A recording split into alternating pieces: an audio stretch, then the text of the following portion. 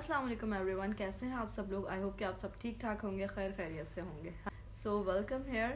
आज के टॉपिक को डिस्कस कर लेते हैं। थंबनेल से आप लोग को आइडिया हो गया होगा, हम हाइलाइटर को स्टडी करने वाले हैं, जो कि आज मेरा जो फेस है वो झलाझल जो है वो हाईलाइट कर रहा है, पॉप कर रहा है। ये जो इतनी ग्लो कर रही है, ये ग्लो मेरे हिसाब से मेरे सारे ही व्यूवर्स को बहुत ज़्यादा पसंद है। जितने भी लोग मेकअप करते हैं, मेकअप में उनका सबसे फेवरेट स्टेप हाइलाइटर होता है। हाइलाइटर इतना लोगों को पसंद है कि वो बेस लगाने के बाद ही लेकिन मज़ा करता है। वो चाहें तो अपने नेचुरल स्किन पे भी ग्लो करके जाते हैं। अक्सर लोग जो है वो फॉर एग्जांपल वर्किंग वुमेन हो, कॉलेज गर्ल्स हो, यूनिवर्सिटी स्टूडेंट्स हो, या जो भी लेडीज़ एज ए गेस्ट कहीं जाती हैं, तो उनको ये ग्लो बहुत पसंद होती है। लेकिन मेरे हिसाब से ये जो हाइलाइटर है, ये बेस या फाउंडेशन की एप्लीकेशन के बाद ज़्यादा सूट करता है as compare to natural skin. अब आज हम देखेंगे प्रोडक्ट इसके लिए क्या क्या आजकल मार्केट में है, कौन कौन से यूज़ होते हैं सैलून पर और कौन कौन से यूज़ कर सकती हैं गर्ल्स घर पर। फर्स्ट ऑफ ऑल आपको ये मालूम होना ज़रूरी है कि हाइलाइटर क्या होता है। हाइलाइटर एक कॉस्मेटिक प्रोडक्ट है जो कि जब यूज़ होता है जब हमने अपने फेशियल फीचर्स इन्हेंस करने हो, पॉप अप करने हो, use on highest point of face areas that you want to pop up और स्टैंड आउट मोर। जैसे कि यहाँ आपको शो हो रहे हैं cheek bones, temples, brow bone, cupid's bow along the bridge of nose and forehead. Otherwise बहुत सारे लोगों को ये नहीं मालूम होता कि हाइलाइटर और कंसीलर में क्या डिफरेंस है। कंसीलर जो है वो हेल्प करता है हमारे ब्लैमिश को कवर अप करने के लिए, हमारे डार्क स्पॉट्स को कवर करने के लिए और हमारे फाउंडेशन को ब्राइटन करने के लिए, जबकि हमारा हाइलाइटर जो है हमारे फेशियल फीचर्स को हाईलाइट करता है आफ्टर फाउंडेशन।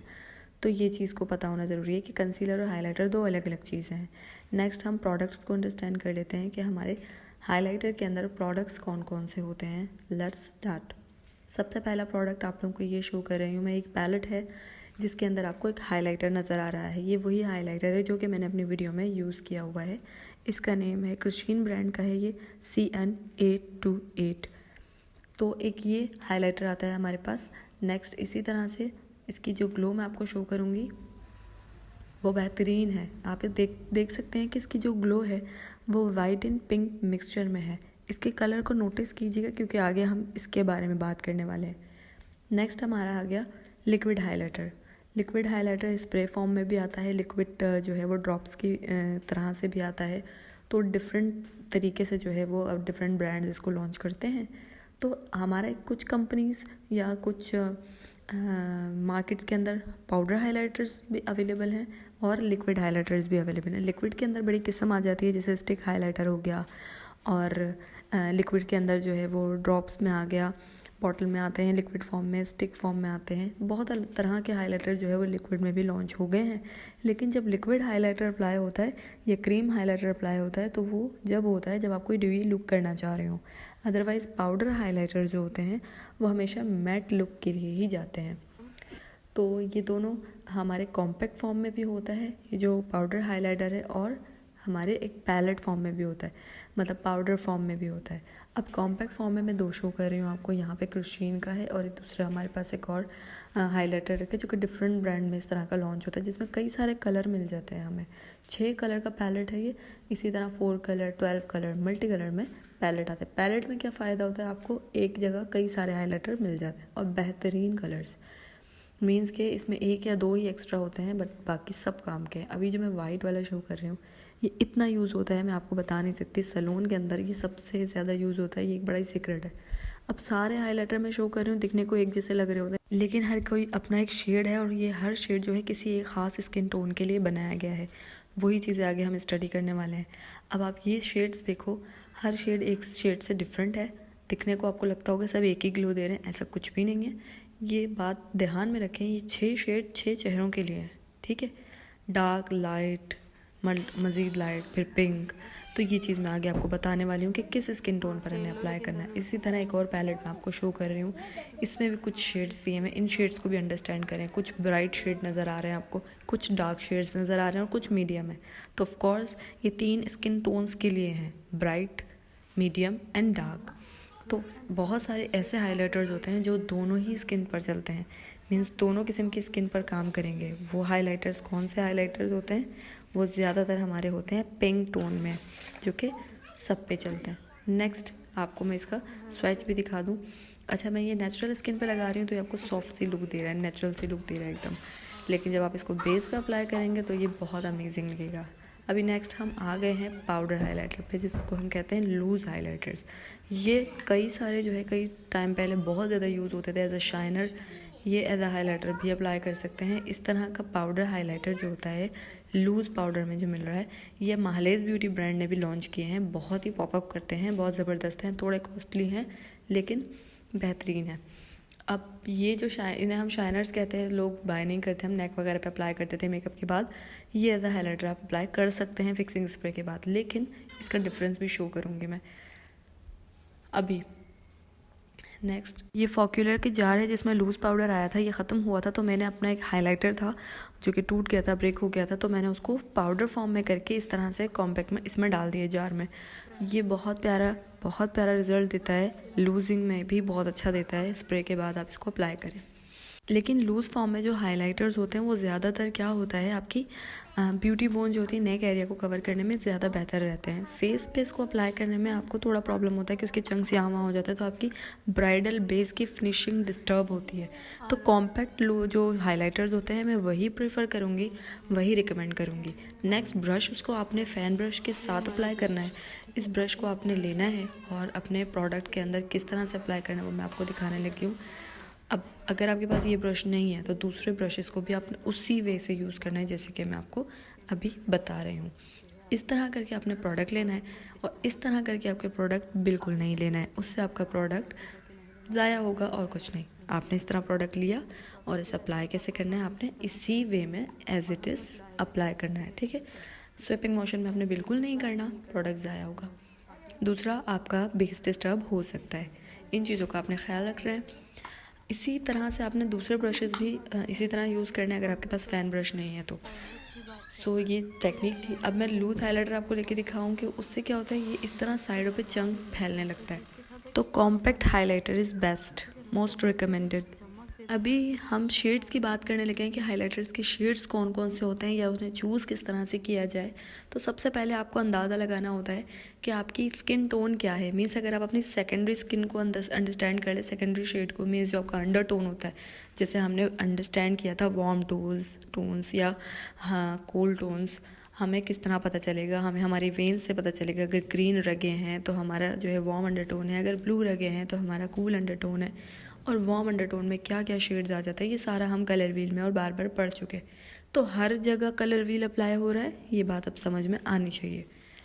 नेक्स्ट, आपका स्किन टोन क्या है और आपका फाउंडेशन टोन क्या है, दोनों चीज़ें मैटर करेंगी हाइलाइटर कलर को चूज़ करने के लिए। तो इन दोनों में ही 3 टाइप के शेड्स आ जाते हैं, फेयर, मीडियम और डार्क। चाहे वो स्किन टोन की बात करें चाहे वो फाउंडेशन टोन की, तो एक चीज़ फेयर होगी, एक मीडियम होगा या एक डार्क होगा। अगर फेयर में बात करें हाइलाइटर को चूज़ करने की, तो कैसे चूज़ करेंगे, ख़ास शेड्स हम डिस्कस कर लेते हैं। सबसे पहले तो फेयर के लिए बेहतरीन शेड आ जाता है हमारे पास पर्ली। जैसे कि आपने पर्ल का कलर देखा होगा, वाइट एंड गोल्ड मिक्स होता है, तो ये तो फेयर के लिए बेहतरीन जाता है, ठीक है। इस बात का ख्याल रखें, अगर आपका येलो स्किन टोन है तो आपको जाहिर सी बात है गोल्डन का मिक्सचर चाहिए।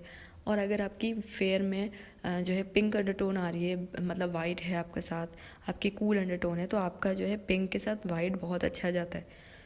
और एक और चीज़ है कि जिसकी भी स्किन के अंदर, चाहे वो मीडियम हो या फेयर हो, अगर आपकी जो है अंडरटोन वार्म है तो आपका गोल्डन हर जगह जचता है। चाहे वो आपकी ड्रेसिंग हो, आपकी ज्वेलरी हो, गोल्डन आप पे जचेगा। फेयर पर जो है वो गोल्डन सिल्वर दोनों जचता है। तो जी बात यहाँ पे आ गई कि 18 से 25 के दौरान अगर आपकी एज है तो आपके ऊपर जो है ये पर्ली शेड बहुत अच्छा जाता है, ठीक है जी। या वाइट के साथ गोल्डन मिक्स होना, मतलब टीनेजर्स के लिए बेहतरीन शेड्स हैं, जैसे कि पिंक के साथ वाइट, पिंक के साथ गोल्ड, ये टीनेजर्स पे बहुत सूट करते हैं। इवन के 25 तक की एज की गर्ल्स ये लगाती हैं तो बहुत जचता है। सो आपको अपनी अंडरटोन को ध्यान रखते हुए हाइलाइटर का कलर चूज़ करना बहुत इजी लगेगा। अभी मैं इस पैलेट से शो करती हूँ कि फेयर पे क्या जाएगा। फेयर के लिए भी इसमें शेड दिया हुआ है, तो ये शेड आप देखो, इसके अंदर जो है वो एक वाइट के साथ जो है गोल्ड का मिक्सचर है और इसका शेड आपको दिख रहा होगा फिंगर में, एक पर्ली शेड निकल के आ रहा है, ठीक है ना, एक पर्ली शेड निकल के आ रहा है। आप जब पैलेट्स खरीदते हैं ना हाइलाइटर के, तो उसके अंदर जब आपको 3 या 4 शेड मिलते हैं तो याद रखें वो 3 या 4 स्किन टोन वालों के होते हैं। अब इस तरह से आपको ये इसकी ब्यूटी पता चली। अब पिंक और वाइट के साथ ये एक टेराकोटा शेड दिया हुआ है, इसको आप जब मैं लेती हूँ तो ये पिंक का टोन दे रहा है। अब दोनों का डिफरेंस आपको नज़र आ रहा होगा, ये पिंक का टोन दे रहा है, तो मतलब ये भी फेयर वालों के लिए है, क्योंकि इसके अंदर इन्होंने वाइट का मिक्सचर ज़्यादा दिया है, तो आप इसको जो है वो यूज़ कर सकते हैं। अगर प्योरली पिंक कोई शिमर है तो वो आपने एज अ हाईलाइटर बिल्कुल यूज़ नहीं करना है। ओके, नेक्स्ट आपको मैं अब आगे की चीज़ें बताने लगी हूँ। मतलब वाइट शिमर के साथ गोल्ड या पिंक के साथ गोल्ड, ये आप मीडियम के साथ भी लेके जा सकते हैं। पिंक के साथ अगर गोल्डन है आपका किसी भी पैलेट में तो वो बहुत अच्छा चल जाएगा, और अगर आप पिंक के साथ वाइट है तो वो फेयर के लिए बहुत ही अच्छा जाता है। तो वही चीज़ हम अगेन रिपीट कर रहे हैं। आ जाते हैं मीडियम अंडरटोन वाले मीडियम टोन वाले जिनकी को पिक्चर्स के ज़रिए भी अपने टोन का आइडिया होता जा रहा होगा कि मीडियम के लिए जो है पीची शेड बेहतरीन रहता है। पीच कलर, पीची सा हाइलाइटर बहुत अच्छा रहता है। मीन्स के हम ये कह सकते हैं कि पिंक के साथ गोल्ड को मिक्स कर दें या पिंक के साथ एक ऑरेंज का टोन आ जाए तो ये मीडियम वालों के लिए बहुत ही प्यारा जाता है। और ख़ास तौर पर 30 से 50 तक की एज के लिए जो है ये चलता है बहुत ज़्यादा, क्योंकि उस एज में जाकर हमारी जो अंडरटोन होती है या हमारी स्किन टोन डल हो चुकी होती है, तो उस पर ज़्यादातर पीच या फिर हम कह सकते हैं कि शैम्पेन शेड जो है वो बहुत ज़्यादा जाता है। तो इस तरह से आप उसको एज का भी आइडिया कर सकते हो इसी शेड को देखते हुए। और बेहतर तो यही होता है कि हम अपना हाइलाइटर जो है अपनी स्किन टोन के हिसाब से ही चूज़ करें। नेक्स्ट, इसमें कौन सा पैलेट है जो पीच है, वो ये वाला शेड है, टेराकोटा शेड्स कहलाते हैं। ये मैं फिंगर में आपको शो कर रही हूँ, इसमें आपको डिफरेंस अभी पता चल जाएगा। ये एक पीच सा शेड दे रहा है जो कि मीडियम के लिए, और जो फेयर के लिए था वो देखें वो ब्राइट शेड दे रहा है। तो हाइलाइटर को आप फिंगर के थ्रू भी मिक्स एंड मैच करके आइडिया कर सकते हैं कि ये एक ब्राइट शेड है, और जबकि पीच सा है वो थोड़ा डल में आ गया तो वो मीडियम के लिए चल जाएगा। अब मैं यहाँ अप्लाई कर रही हूँ कि मेरा मीडियम ब्राउन टोन है स्किन टोन, और ये था पिंक जो कि फेयर वालों के लिए था। तो आपको कौन सा बेटर लगा? आपको फर्स्ट वन वाला बेटर लगा होगा, क्योंकि वो मेरी स्किन के साथ बेहतर काम कर रहा है, वो मेरी स्किन के साथ बेहतर सूट कर रहा है। अगर मुझे ब्राइट चाहिए, बहुत अच्छा जो है पर्ली हाइलाइटर चाहिए, तो मुझे अपनी फेस की बेस को भी ब्राइट बनाना होगा। अगर आपकी ब्राइड्स हैं, आपने ब्राइट फेस बनाई है, बेस बनाई है, तो उस पर आप पिंक पर्ली हाइलाइटर यूज़ कर सकते हो।